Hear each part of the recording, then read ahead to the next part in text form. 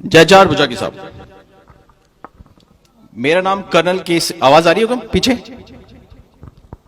मेरा नाम कर्नल केसरी सिंह राठौड़ है। मेड़तिया हूं, गांव शिवरासी। 21 साल की नौकरी करने के बाद में अभी सेवानिवृत्त हुआ हूं। देश की सेवा, देश का सिपाही तो मैं था। अब मैंने सोचा है कि अब मैं सिर्फ और सिर्फ, चाहे इस बात को नोट करें, अब मैं सिर्फ और सिर्फ अपने समाज का सिपाही बन के रहूंगा। मैं आज आपसे दो तरह की बात करूंगा।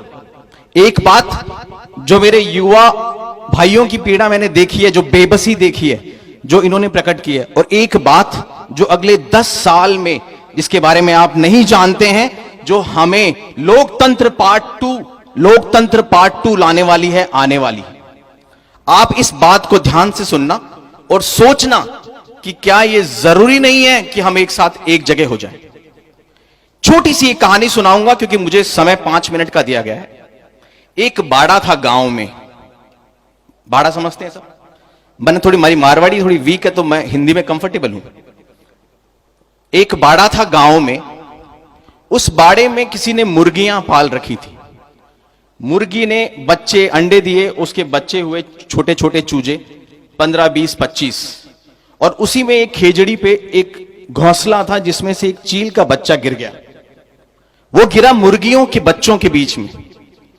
मुर्गी का बच्चा अंडे से निकलते ही उछल के खड़ा हो जाता है, सुंदर लगता है और ची ची ची करता हुआ पीछे पीछे भागता है। देखा है सबने?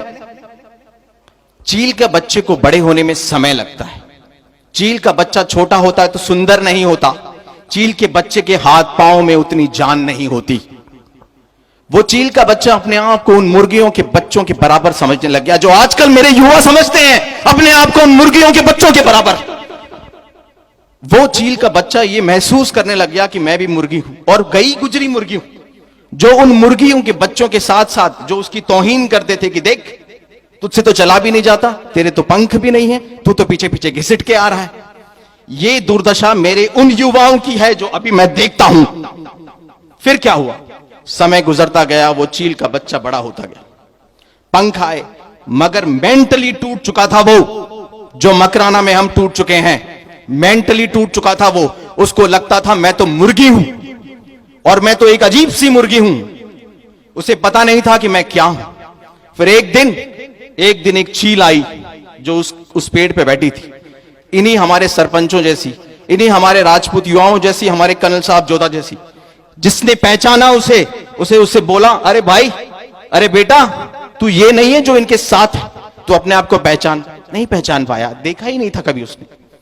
फिर जब उसने उसको समझाया, उड़ के दिखाया और एक हाथ खोल के झापड़ मारना सिखाया, तब उसे समझ में आया वो क्या है।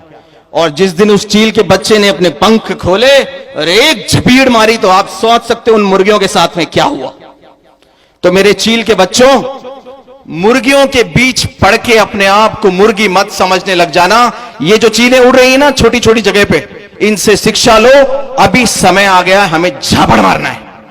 अब क्या झापड़ मारना है, मैं आपसे वो टेक्निकल बात करूंगा। आज के करीब 70 साल पहले हमें लोकतंत्र का आगाज हुआ और हमारी 2.5 से 3 पीढ़ियां खप गई हैं क्योंकि राज चले गए। और उस समय रिमोट कंट्रोल राजा महाराजाओं के पास था। हम समझते ही नहीं थे कि लोकतंत्र क्या होगा और लोकतंत्र में क्या होगा। आज 70-75 साल के बाद हमने ये पहचाना है कि हमारी ऐसी तैसी हो गई। क्यों हो गई ऐसी तैसी? और वो जो बुद्धिजीवी वर्ग ऊपर बैठा है वो भी पहचान गया है कि 5000 साल से 10,000 साल से, सतयुग, त्रेता, द्वापर, कलयुग से अगर एक वर्ण व्यवस्था बनाई गई थी, अगर एक समाज में क्षत्रिय को स्थान दिया गया था, युद्ध करने की जगह दी गई थी, अगर वो प्रशासन में थे, एडमिनिस्ट्रेशन में थे, अगर आज 70 सालों से उनको उठाया है या हटाया है, तो वो जो भेड़ें थी जिनके आपने गिन लिए और उनको वहां बिठा दिया। भेड़ों की भीड़ ने जब लोकतंत्र पे कब्जा किया, तो आज आप देख रहे हैं क्या हो रहा है। ये जो बच्चे कह रहे हैं, ये हो रहा है। अब मैं आखिरी में 2 मिनट में आपको कुछ सांकेतिक रूप से टेक्निकल बात बताना चाहता हूं। मैं 21 साल की नौकरी करके आया हूं और मैंने देश के करीब हर राज्य में नौकरी की है। और मैं राजनीति और नॉन राजनीतिक बुद्धिजीवियों से, जो आईएएस भी हैं क्षत्रिय समाज के, आईआरएस भी हैं, आईपीएस भी हैं, उनके साथ बैठा हूं। ध्यान देने की बात यह है, मोदी और योगी जो बीजेपी में हैं, उन्होंने इस बात को समझा है कि 45-42 सीटें हैं लोकतंत्र में, लोकसभा में, उसको 750 करने की जरूरत है। यानी कि वो लोकतंत्र का दूसरा पड़ाव, 1.5 गुना लोकतंत्र बढ़ने वाला है। यानी कि हर चीज का परिसीमन होगा।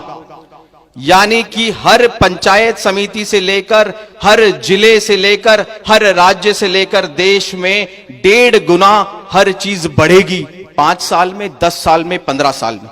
यानी अगर 50% लोकतंत्र तब आया था तो 25% लोकतंत्र अब आएगा। उस टाइम हमारा रिमोट कंट्रोल उन राजा महाराजाओं के पास था, अब हमारा रिमोट कंट्रोल हमारे पास होना चाहिए। अब आपको यह समझने की जरूरत है, अगले 5 से 7 साल तक अगर साथ नहीं दिखोगे तो फिर बांटे जाओगे, उस तरीके से बांटे जाओगे, लोकतंत्र उस तरीके से परिसीमन करेगा, उठ नहीं पाओगे। आपसे निवेदन करता हूं, जो आज सरपंच हैं, किसी पद अधिकारी भी हैं, किसी लेवल पर बैठे हुए हैं, कि मेरे इन युवाओं के उस भविष्य के लिए, इस परिसीमन के लिए एक साथ अगले 2.5 से 3 साल दिखना जरूरी है। 70 साल का 5% 3.5% होता है, 70 साल का 10% 7% होता है। कल मेरी मैं नाम नहीं लूंगा, काफी पॉलिटिकल स्टेट लेवल के हैं, उनसे मेरी बात हुई। उन्होंने कहा, कर्नल साहब विश्वास रखो, अगर साथ भी दिख जाओगे ना राजपूत, क्योंकि राजपूत एक ऐसी शक्ति है जिसको संयोजित करना आसान है, उसका आप नेतृत्व करना बहुत मुश्किल है। उसको अगर आप ये कोशिश करो कि हम इसको डायरेक्शन दे देंगे, गाइडेंस दे देंगे, नहीं लेगा। उन्होंने कहा 3.5 साल से और 7 साल में जिनको आप प्रतिद्वंद्वी कह रहे हैं ना, वो अभी 8 है ना, 8, अगली बार 5 या 4 और उसके बाद सीधे 0, उसके बीच में नहीं रुकना है। इसलिए मैं आपसे निवेदन करूंगा, 1 अंदर देखो, 2 अपने चील के बच्चे जो मुर्गियों के बीच हैं उनको शक्ति दो, जरूरी है, आप लोग दे सकते हैं। 3 अपने बच्चों को बताओ, वो लोकतंत्र आके चला गया, अगले 5 साल में आपको पता भी नहीं लगेगा, कागजों में आएगा, नीतियों में आएगा, और 542 की 750 सीटें हो जाएंगी, 15 जिलों से 30 जिले हो गए। आप सिर्फ ये मीटिंगें करते रह जाएंगे। समझाओ, गांव के बच्चों को समझाओ समीकरण क्या होते हैं, बदलाव आएगा, मुझे तो विश्वास है। इसीलिए मैं अब आज से अगले 5 साल, 10 साल, 15 साल, जब तक मैं जीऊंगा, मैं समाज का सेवक बन के रहूंगा। 4 बुझा